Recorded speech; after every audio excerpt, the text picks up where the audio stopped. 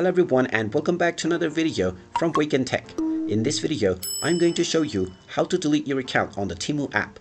So let's get started right away. First of all, open up the Temu application on your device and log into your account if you haven't done so already using your credentials.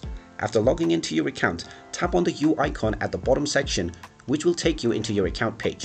Now from this page, tap on the gear icon at the top right and then tap on Account Security. You will then be taken to your account security page, from which, if you wish to delete your account, scroll all the way down and you will find the option to delete your Temu account. Go ahead and tap on it.